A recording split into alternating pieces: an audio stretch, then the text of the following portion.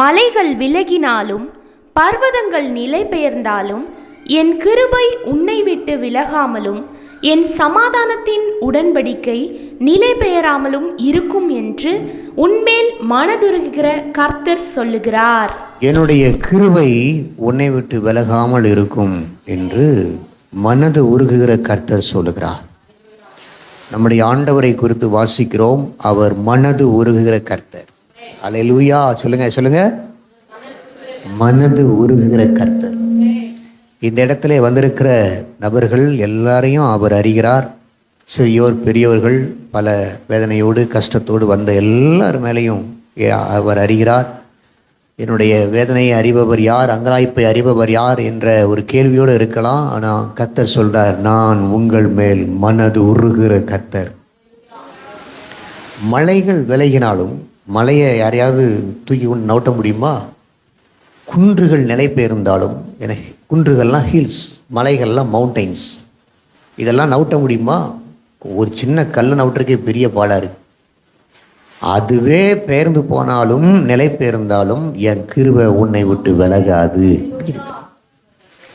இந்த கிருபைங்கிற வார்த்தை தமிழில் வெளியே போய் சொன்னால் ஒருத்தருக்கும் விளங்காது. அப்படின்னா என்னையா அப்படிம்பாங்க. பைபிளில் ஆயிரக்கணக்கான கிருபைங்கிற வார்த்தை இருந்தாலும் இந்த சங்கீதத்தில் தான் நிறையா கிருபைன்னு இருக்கு. தோத்திரம்.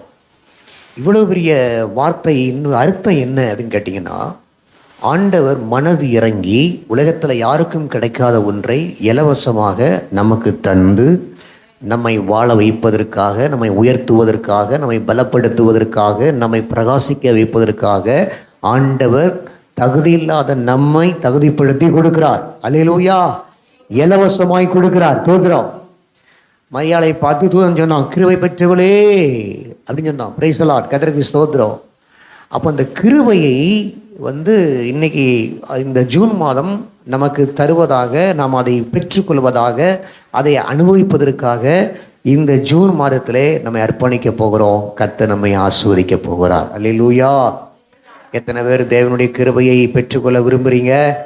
எத்தனை பேர் தேவனுடைய கிருபையை ஆமென் சுதந்திரித்து கொள்ள விரும்புகிறீங்க?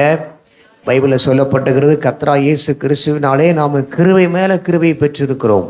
தேவனுடைய கிருபையினால் பலப்பட வேண்டும். அசைவில்லாத ராஜ்யத்தை பெறுகிற நீங்கள் பயத்தோடு பக்தியோடும் ஆராதனை செய்யும்படி, எப்பொழுதும் ஆராதனை செய்யும்படி தேவனுடைய கிருபையை. சபைக்கு வந்தவொடனே ரட்சிக்கப்பட்டவங்க, அபிஷேகம் பெற்றவங்க என்ன செய்வாங்கன்னா, ஞாயிற்றுக்கிழமை ஆராதனையில் உள்ளே உட்கார்ந்தவொடனே கிருபையே நினச்சிட்டு இருப்பாங்களாம். அப்படி தானே பைபிளில் போட்டிருக்கிறது. உம்முடைய ஆலயத்திலே உம்முடைய கிருபையை சிந்தித்து கொண்டு இருப்போம். அப்போ அப்படி கிருபை என்ன அப்படின்னு அது சிந்திக்கிறது தான் அது. இந்த கிருபையை மாத்திரம் நீங்கள் அடைஞ்சிட்டிங்கன்னா, ஏற்ற சமயத்தில் சகாயம் செய்யும் கிருபைன்னு போட்டிருக்கு. அந்த கிருபையை நீங்கள் பெற்றுக்கொண்டீங்க, கிருபையை அடைஞ்சிட்டிங்கன்னா உங்கள் வாழ்க்கை ஆசீர்வாதமாக இருக்கும். ஆண்டவர் இலவசமாக தாரார், பெற்றுக்குவாங்க. அல்லேலூயா. கிருபைனா என்ன, இதில் நமக்கு என்ன ஆசீர்வாதங்கள் கிடைக்குது என்பதை குறித்து நாம் பார்க்க போகிறோம். முதலாவது, எபேசியர் 2:8 கூறுகிறது, நாம் ரட்சிக்கப்படுவது அவருடைய சுத்த கிருபை. வாசியுங்கள். கிருபையினாலே விசுவாசத்தை கொண்டு ரட்சிக்கப்பட்டீர்கள். இது உங்களால் உண்டானதல்ல, இது தேவனுடைய ஈவு. ஆமென். நாம் ரட்சிக்கப்படுவது ஆண்டவருடைய கிருபை. அல்லேலூயா. 17 வயசுல ரட்சிக்கப்பட்டேன். இன்னைக்கு வரைக்கும் அந்த ரட்சிப்பை குறித்து ரொம்ப சந்தோஷமா இருக்கிற, மகிழ்ச்சியா இருக்கிற. ஆண்டவர் எனக்கு தந்திருக்கிறாரே, ஒவ்வொரு நாளும் ஆண்டவருக்கு நன்றி சொல்றேன். ரோட்டில் பார்க்கும்போது இந்த ரட்சிப்பை அடையாமல் எத்தனை பேர் வாழ்றாங்க, அந்த ரட்சிப்பின் அனுபவம் இல்லாமல் எவ்வளவு பேர் வாழ்ந்தாங்க. அதை பார்க்கும் பொழுது ஆண்டவர் நம்ம இதை ரட்சித்திருக்கிறாரே, அது அவருடைய சுத்த கிருபை. எந்த மனிதனும் மேன்மை பாராட்டாதபடி, இது உங்களுடைய உள்ளது அல்ல, இது தேவனுடைய ஈவு. It's a gift of God. தேவன் ஒரு மனிதனுக்கு கொடுத்தது தான் ரட்சிப்பு.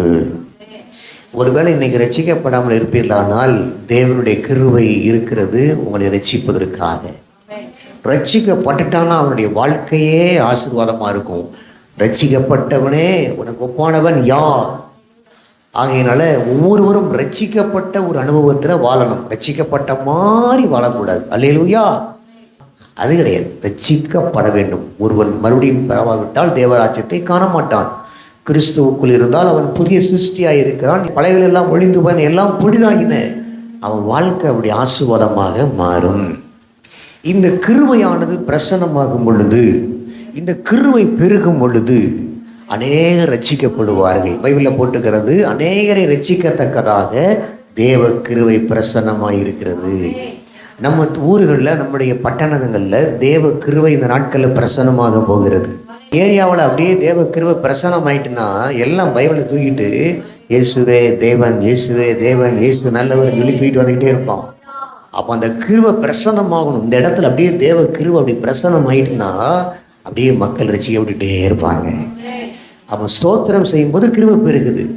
கிருபை பிரசன்னம் ஆகும்போது ரட்சிக்கப்படுறாங்க. ரட்சிக்கப்படும் போது தேசம் ஆசீர்வாதமாக இருக்கு. அல்லேலூயா. சண்டாளர்கள் ஒளிந்து போகிறார்கள், தீவிரவாதிகள் ஒளிந்து போகிறார்கள். தோன்றும் அவன் தேசம் சமாதானத்தினால் நிறைந்து இருக்கிறது, பட்டணங்கள் ஆசீர்வதிக்கப்படுகிறது. ஆகையினால ரட்சிக்கப்படுவதற்காக தேவ கிருபை பிரசன்னமாக வேண்டும்.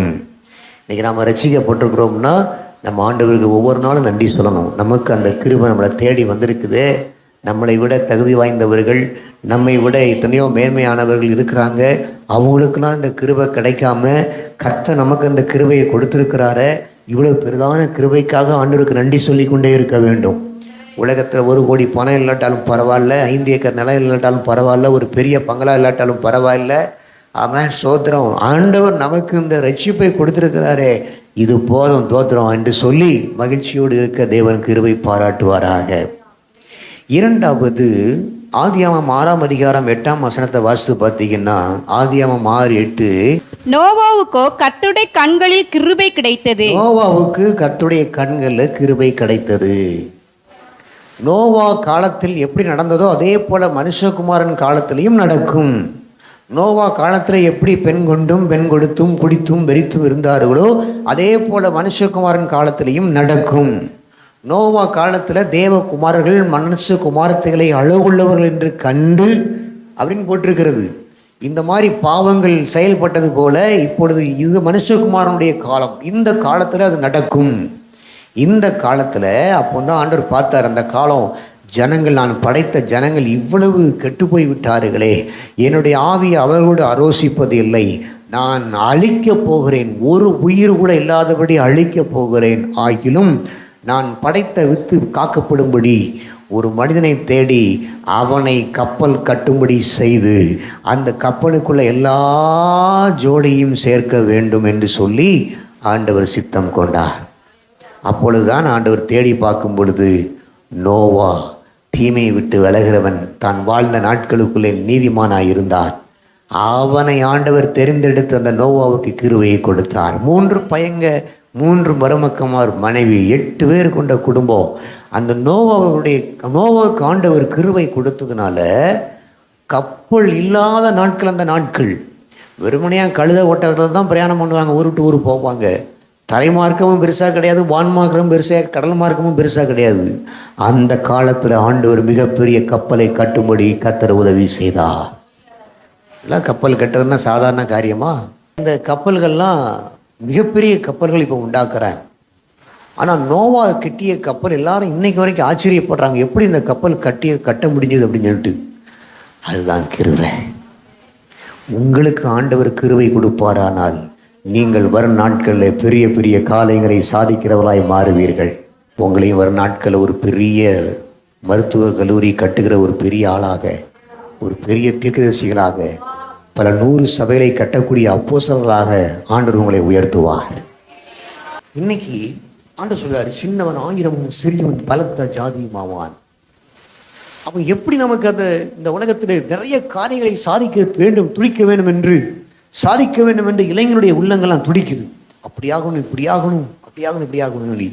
கண்டிப்பாக கர்த்தருடைய கிருபை இருந்தா இந்த உலகத்தில் அரிய பெரிய காரியங்களை சாதிக்கலாம். நோய்வாய்ப்படுகிறனே, வேதனைப்படுகிறனே, பணம் இல்லையே, ஆதரவு இல்லையே, கஷ்டப்படுகிறனே, எப்படி என்னால் இந்த உலகத்தில் முன்னேற முடியும் என்று எண்ணிக்கொண்டிருக்கலாம். தேவன் கிருபையை கொடுத்தார்னா எங்கேயோ பேரலாம். பேசலாம்.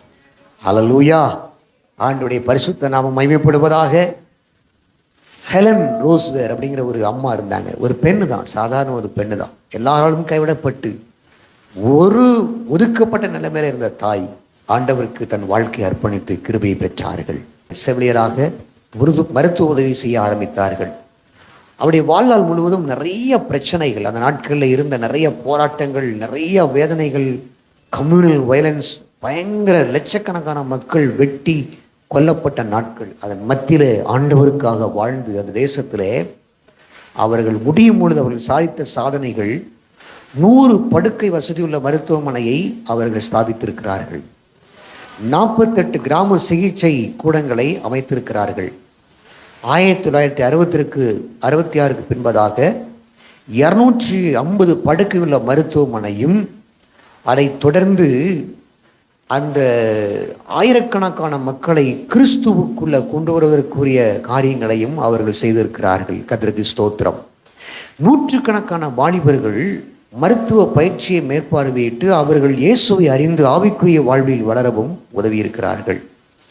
இது போல ஏகப்பட்ட சாதனைகளை ஒரு பெண், ஏழ்மையான, பாதிக்கப்பட்ட, உபத்திரவப்படுத்தப்பட்ட ஒரு பெண் இவ்வளவு பெரிய சாதனைகளை சாதித்ததாக சரித்திரம் இருக்கிறது. இப்படி ஒவ்வொருவரும் நிறைய காரியங்கள் இருக்கிறது. இன்னைக்கு நம்முடைய வாழ்நாளில் அவன் வீடு, ஒரு சிறிய வீடு கட்டுவது மாத்திரம் அல்ல, இன்னும் நிறைய காரியங்களை சாதிக்க, சாதனையாளராக மாற்றுவதற்கு தேவன் உங்களுக்கு கிருபையை கொடுக்க போதுமானவராயிருக்கிறார். ஹல்லேலூயா. ஆமன். ஆண்டவர் தேவன் நோவாவுக்கு கிருபையை கொடுத்தார். ஆமன். கட்டினார், கப்பலை கட்டினார், தன் குடும்பத்தை காப்பாற்றினார், புதியதொரு உலகம் உருவாகியது. 3வது 1 ராஜாக்கள் 3ஆம் அதிகாரம் 6வது வசனத்தை வாசித்து பாருங்கள். 1 ராஜாக்கள் 3:6. அதற்கு சாலமோன், என் தகப்பனாய தாவீது என்னும் அடியான் உம்மை பற்றி உண்மையும் நீதியும் மன நேர்மையுமாய் உமக்கு முன்பாக நடந்தபடியே தேவரீர் அவருக்கு பெரிய கிருபை செய்து அந்த பெரிய கிருபை அவருக்கு காத்து இந்நாளில் இருக்கிறபடியே அவருடைய சிங்காசனத்தில் வீற்றிருக்கிற ஒரு குமாரனை அவருக்கு தந்தி. தாவீதுக்கு கிருபையை கொடுத்தார், தாவீதுக்கு கிருபையை செய்தார், தாவீதுக்கு கிருபையை பெருக பண்ணினார். என்ன கிருபை? ஆடு மேய்ச்சிக்கிட்டு இருந்தான் தாவீது, பெரிய ராஜாவாகக்கூடிய அளவில் கொடுத்தார். நிறைய சங்கீதங்களை எழுதி பாட கர்த்தர் கிருபையை கொடுத்தார். ஐஸ்வர்யத்தையும் கனத்தையும் மகிமையும் கொடுத்தார். யுத்தத்திலே வெற்றியை கொடுத்தார். போற இடமெல்லாம் காப்பாற்றினார். தாவீதோடு கூட கர்த்தர் இருந்தார், விருத்தியை கொடுத்தார். தேவனுடைய கிருபை. ஹல்லேலூயா. சந்தோஷமா இல்லை சொல்லுங்க பார்க்கலாம். சொல்லுங்க, சந்தோஷமா இல்லை சொல்லுங்க பார்க்கலாம். அதான் கிருபை. ஆனால் அந்த கிருபை தாவீதோடு முடிவடையவில்லை. சவுலை விட்டு விலக்கின கிருபையை நான் உன்னை விட்டு உன் சந்ததி விட்டு விலக்க மாட்டேன் என்று சொல்லி தாவீதுடைய வம்சத்தை சிங்காசனத்திலே உட்கார வைத்தார். சபைக்கு வர்றீங்க, கிருபை அடைகிறீங்க, அது உங்களோட நின்று போவதில்ல. உங்கள் பிள்ளைகள் மேல, பேர பிள்ளைகள் மேல, கொள்ளு பேரர்கள் மேல சந்ததி சந்ததியா அந்த கிருபை இருந்துகிட்டே இருக்கும். அல்லேலூயா. அதுதான் அதனுடைய அர்த்தம். இன்னைக்கு நம்ம ஆண்டவரை தேடுகிறோம். நெருக்கத்தின் மத்தியில், பாடுகள் மத்தியில், சொந்தக்காரங்கெல்லாம் இவ்வளவோ சொல்றாங்க, நீ ஏன் போற, நீ ஏன் போய் சேர்ந்தான்னு சொல்லி ஏசுறாங்க, திட்டுறாங்க. அதன் மத்தியில் தேடி ஓடி வந்து பைபிளை தூக்கி கொண்டு வந்து இயேசுவேன்னு கதறோம். இந்த கிருபையை கர்த்தர் உங்களுக்கு கொடுக்கிறார். அதற்கப்புறம் உங்க பிள்ளைகளுக்கு கிடைக்கி, பேர பிள்ளைகளுக்கு கிடைக்கி, சந்ததி சந்ததியாய் கிருபையை விட்டு விலக்காமல் சிங்காசனத்திலே உட்கார வைக்கிறார். ஹல்லேலூயா. உன் தகப்பனாகிய தாவீதுக்கு நான் கிருபை செய்து கிருபையை காத்து கொண்டது போல, கிருபையை அருளியது போல நான் உனக்கு நித்திய உடன்படிக்கையாக ஏற்படுத்துவேன். ஆகையினால இன்னைக்கு நாம கிருபையை பெற்றுக்கொண்டோம். இனி வரும் நாட்களில் நம்முடைய சந்ததிகள் கிருபையில பெருகிக்கிட்டே இருக்கும். ஹல்லேலூயா. அதான் என்னுடைய அர்த்தம். சரியா? பிரைஸ் அல்லாஹ். 4வது ரோமர் 1ஆம் அதிகாரம் 7வது வசனத்தை வாசித்து பாருங்கள்.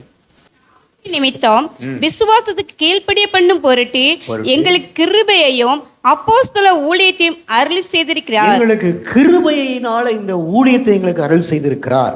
இந்த புதிய ஏற்பாட்டில் ஆண்டவருக்கு ஊழியம் செய்வதற்கு சில வரங்கள் தேவைப்படுகிறது. பிரசங்கம் பண்ணுவதற்கு, ஜெபம் பண்ண, அற்புதம் நடப்பதற்கு, என்ன சோத்திரம், பல இடங்களில் கடந்து சென்று ஜனங்களை சந்திப்பதற்கு, ஜனங்களை விசுவாசிக்கத்தக்கதாக பிரசங்கிப்பதற்கு, ஜனங்கள் பிரசங்கத்தை கேட்க ஆவலாய் கூடி வர செய்வதற்கு, இப்படி பல விதங்களில் தேவன் கிருபைகளை கொடுக்க வேண்டும். இதுக்கு பேர் ஊழியத்துக்குரிய கிருபை. பவுல் சொல்லுகிறாரு, நான் ஊழியம் செய்வதற்கு கிருபைகளை ஆண்டவர் தந்திருக்கிறார். நான் இந்த கிறிஸ்தவர்களை அழிக்கிறவன், துன்புறுத்துகிறவன், இந்த சபைகளை துன்புறுத்துகிறவன். அப்படிப்பட்ட என்னையை தமஸ்குக்கு போற வழியிலே தேவனை சந்தித்து என்னை ஆண்டவராய் இயேசு தன்னுடைய பிரசனத்தை, அவருடைய உருவத்தை எனக்கு காண்பித்தார். அவர் ஞானஸ்நானம் எடுத்தார். அப்படிப்பட்ட இந்த பவுல் இன்னைக்கு பாருங்க, இப்படிப்பட்ட எனக்கு ஆண்டவர் கிருபை கொடுத்ததுனால இன்னைக்கு நான் ஊழியக்காரன் நானே. இன்னைக்கு ஊழியம் செய்யணும்னு சொன்னா அதுக்கு தேவ கிருபை வேணும். இந்த பவுல் கமாலியனுடைய பாதத்தடை படித்தவர் தான், நல்லா படித்து நிறைய காரியம்லாம் படித்தவர் தான். ஆனால் அதில் வச்சு ஊழியம் செய்ய முடியாது. ஆண்டவருடைய கிருபை வரங்கள் நமக்கு இருந்தால் இந்த தேசத்தில் மகிமையான ஒரு ஊழியத்தை செய்ய முடியும். இன்னைக்கு முடிஞ்ச உடனே நீங்கள் போய் சண்டே ஸ்கூல் நடத்துகிறீங்களா, மருத்துவமனை ஊழியம் செய்கிறீங்களா, கிராம ஊழியம் செய்கிறீங்களா, கைப்பிரதி கொடுத்துக்கிறீங்களா, 4 பேருக்கு இயேசுவின் அன்பை சொல்கிறீங்களா, இது தேவன் நமக்கு கொடுத்த கிருபை. அல்லேலூயா. ஆமாம், தோத்திரம். அப்போஸ்தலனாகிய பவுலை குறித்து வாசித்து பார்க்கும் பொழுது மற்ற எல்லாரையும் காட்டிலும் நான் அதிகமாய் பிரயாசப்பட்டேன்கிறார். எருசலேமில் உள்ள மற்ற எல்லா அப்போஸ்தலரை காட்டிலும் நான் அதிகமாய் பிரயாசப்பட்டேன்கிறாரு. வாசித்து பாருங்க, 1 கொரிந்தியர் 15:10. ஆகிலும் நான் இருக்கிறது தேவ கிருபையினாலே இருக்கிறேன். அவர் எனக்கு அருளிய கிருபை விருதாவாய் இருக்கவில்லை. அவர்கள் எல்லாரிலும் நான் அதிகமாய் பிரயாசப்பட்டேன். ஆகிலும் நான் அல்ல, என்னுடனே இருக்கிற தேவ கிருபையே அப்படி செய்தது. அல்லேலூயா. அந்த தேவ கிருபை தான் என்னை பிரயாசப்பட வைக்கிறது. இந்த நாட்களில் VBS நடத்துகிறோம். நிறைய பிள்ளைகளுக்கு ஆண்டுடைய அன்பை சொல்ல வச்சிருக்கிறோம். இது ஆண்டுடைய கிருபை. நம்ம ஆண்ட வீட்டை படுத்து தூங்கலாம்ல, சாப்பிட்டுட்டே இருக்கலாம்ல. அல்லேலூயா. ஆனால் அதெல்லாம் விட்டுட்டு கிராமமாக போய் இந்த ஊழியத்தை செய்கிறோம் பாருங்க. இது நாம் அல்ல, நமக்குள் இருக்கிற தேவ கிருபை. கர்த்தருக்கு ஸ்தோத்திரம் உண்டாவதாக. இந்த தேசத்தில் ஊழியத்தை செய்ய வைப்பது தேவ கிருபை. கடந்த நாட்களில் ஒரு நிகழ்ச்சி பார்த்தேன். பஞ்சாபில் சேர்ந்த ஒரு சிங், 20 லட்சம் மக்கள் கூடியிருக்கிறாங்க. அவர் காரில் இறங்கி வரும்போது முன்னால் ஒரு ஸ்குவாடு கார் போகுது, பின்னால் ஒரு எஸ்கார்டு கார் போகுது, நடுவில் இவருடைய கார் போகிறது. அந்த கவர்மெண்ட் அவருக்கு அவ்வளோ பாதுகாப்பு கொடுத்துருக்குது. முடிஞ்சவுடனே துப்பாக்கி அந்த போலீஸ்காரரோட மேடைக்கு வரார். அவர் மேடையில் ஏறி பேசும்போது அந்த கூட்டத்தை பார்த்தீங்கன்னா 20 லட்சம் பேர் கூடி வந்திருக்கிறாங்கன்னு சொல்லி சொல்கிறாங்க. ஏ அப்பா, ஹல்லேலூயா. ஒரு ஆளை கூட்டி சேர்ப்பதே பெரிய பாடாக இருக்குது. 20 லட்சம் பேர் கூடி வந்திருக்கிறாங்க. அப்போ இதெல்லாம் எப்படி நம்முடைய இந்திய தேசத்தில் ஆண்டவர் இப்படி நடத்துகிறாருன்னு பார்த்தா அந்த ஊழிய கிருபை வரங்க, தேவனுடைய அழைப்பும் கிருபை வரங்களும் மாறாதவைகளே. கர்த்தருக்கு ஸ்தோத்திரம் உண்டாவதாக. இதை பார்த்து ஆச்சரியப்பட்டேன். கர்த்தர் வர நாட்களில் நம்முடைய தேசத்தில் நிறைய ஊழியர்களை எழுப்பி கொண்டிருப்பதற்காய் ஸ்தோத்திரம். இங்கேயும் சில பேர் ஆண்டவர் எழுப்ப போகிறார். அல்லேலூயா. யோசித்து பாருங்க, எவ்வளோ பெரிய கிரவுண்டாக இருக்கும் பாருங்க, எவ்வளோ பெரிய மைதானமாக இருக்கும் பாருங்க. இன்னைக்கு அவருடைய கிருபை நம்மை ஊழியம் செய்ய வைக்கிறது. ரோமர் 12:6 சொல்லுகிறது.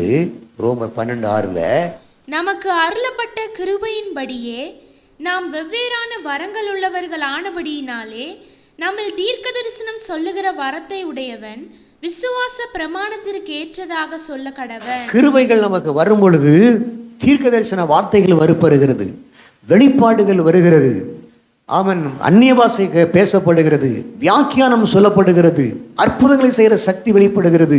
இந்த கிரியைகள்லாம் நம்ம மூலமாக வெளிப்படுகிறது. கர்த்தருக்கு ஸ்தோத்திரம் உண்டாவதாக. இன்னொரு வசனம் வாசித்து பாருங்க, 1 கொரிந்தியர் 3:10. எனக்கு அளிக்கப்பட்ட தேவ கிருபையின்படியே புத்தி உள்ள சிற்பாசாரியை போல அஸ்திபாரம் போட்டேன். வேறொருவன் அதின் மேல் கட்டுகிறான், அவனவன் தான் அதின் மேல் இன்ன விதமாய் கட்டுகிறான் என்று பார்க்க கடவன். புத்தி உள்ள சிற்பாசிரியை போல நான் அஸ்திபாரம் போட்டேன், வேறொருவன் அதன் மேல் கட்ட தொடங்குகிறான் என்று சொல்லப்பட்டிருக்கிறது. அப்போ இந்த ஊழியத்தை கட்டி எழுப்புகிற தேவராஜ்யத்தினுடைய ஊழியம் நான் செய்வோம் என்று சொன்னால், நாம் வசிக்கிற கிராமத்தில் நாம் சாட்சியாக இருக்கிறோம் என்று சொன்னால், நாம் இருக்கிற இடங்களில் நாம் ஆண்டவருக்கு நட்சத்திரத்தை போல பிரகாசிக்கிறோம் என்று சொன்னால், அது ஆண்டவருடைய கிருபை. இன்னைக்கு ஆண்டவர் இந்த 9 வரங்களினாலும் கிருபையினாலும் நிரப்பி உங்களை பயன்படுத்துவாராக. அல்லேலூயா. சரியா? நிறைய இருக்கு, கிருபையை குறித்து நிறைய இருக்கிறது. நாம் ஆராதிப்பது கிருபை, வாழ்வது கிருபை, நாம் நிறுவனமாக இருப்பது கிருபை, நம்ம பாடுவது கிருபை. ஆமென். அல்லேலூயா. எல்லாம் அவருடைய கிருபை. மரியாளுக்கு ஆண்டவர் கிருபையை கொடுத்தார், நோவாவுக்கு ஆண்டவர் கிருபையை கொடுத்தார், தாவீதுக்கு ஆண்டவர் கிருபையை கொடுத்தார், பவுலுக்கு ஆண்டவர் கிருபையை கொடுத்தார். இன்னைக்கு இங்க இருக்க ஒவ்வொருவருக்கும் ஆண்டவர் கிருபையை கொடுக்கிறார். எத்தனை பேர் கிருபையை பெற ஆயத்தமா இருக்கிறீங்க? இந்த கிருபை யாருக்கு கிடைக்கும்? பைபிளை போட்டுக்கிறது, பெருமையுள்ளவனுக்கு தேவன் எதிர்த்திருக்கிறார், தாழ்மையுள்ளவனுக்கோ தேவன் கிருபையை அளிக்கிறார். ஒரு ஊழியர் சொல்லும்போது எதிர்த்து நிற்காம கீழ்ப்படிஞ்சு அடிபடிஞ்சு தேவனுடைய வார்த்தைக்கு ஒப்பு கொடுத்தா அது தாழ்த்துருது, உடனே கிருபை கிடைக்கும்.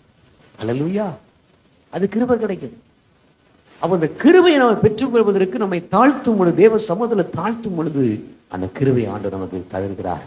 தேசத்துல நட்சத்திரங்களைப் போல பிரகாசிக்கிறோம். மாத்திரமல்ல, நெகேமியா 1:5 யாருக்கு இந்த கிருபை கிடைக்கிறது? பரலோகத்தின் தேவனாகிய கர்த்தாவே, உம்மில் அன்பு கூர்ந்து உம்முடைய கற்பனைகளை கைக்கொள்ளுகிறவர்களுக்கு உடன்படிக்கையையும் கிருபையையும் காக்கிற மகத்துவமும் பயங்கரமுமான தேவனே. கற்பனைகளை கைக்கொள்ளுகிறவர்களுக்கு, அவரிடத்தில் அன்பு கூர்ந்து அவருடைய வார்த்தைகளை கேட்டு கீழ்ப்படுகிறவர்களுக்கு தேவன் கிருபைகளை கொடுக்கிறார்.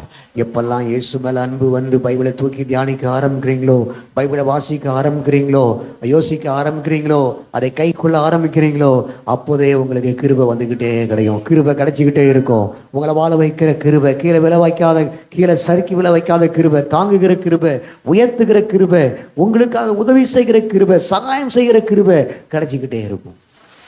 மூணாவது எப்போ அந்த கிருபை கிடைக்கி? 2 நாளாகமம் 6:14 வாசித்து பாருங்க. 2 நாளாகமம் 6:14. இஸ்ரவேலின் தேவனாகிய கர்த்தாவே, வானத்திலும் பூமியிலும் உமக்கு ஒப்பான தேவன் இல்லை. ஒருத்தரும் கிடையாது. தங்கள் முழு இருதயத்தோடும் உமக்கு முன்பாக நடக்கிற உமது அடியாருக்கு உடன்படிக்கையையும் கிருபையும் காத்து வருகிறீர். உமக்கு முன்பதாக நடந்து கொண்டு இருக்கிறவர்களுக்கு ஆண்டவர் இந்த கிருபையை கொடுக்கிறார். நம்முடைய நடக்கை முழுவதும் தேவனோடு இருக்கும். யோசேப்பு சொன்னான், தேவனுக்கு நான் பயப்படுகிறவன், நான் எப்படி பாவம் செய்வேன்? அப்ப எப்போதும் தேவனோடு, தேவனை முன்னிறுத்தி இருக்கிறவங்க, இயேசுவை முன்னிறுத்தி இருக்கிறவங்க, அவருக்கு முன்பதாக நடந்து கொண்டு இருக்கிறவர்களுடைய வாழ்க்கையில தோத்துறோம். ஒரு நாளும் ஆண்டவர் கிருபை விட்டு விலகவே மாட்டார். கிருபை நாளுக்கு நாள் அதிகமாகி கொண்டே இருக்கும். அல்லேலூயா. ஆவில அனல் மூட்டி எழுப்பணும். பைபிள்ல சொல்லப்பட்டிருக்கிறது, ஆவியானவர் நமக்குள்ள வைராக்கிய வாஞ்சியா இருக்கிறார். அவர் அளவற்ற கிருபைகளை அள்ளி தருகிறார். அளவற்ற கிருபைகளை அளிக்கிறார். மூட்டிருக்கு அளவற்ற கிருபைகளை தந்துகிட்டே இருக்கிறார். அனல் மூட்டி எழுப்பணும்.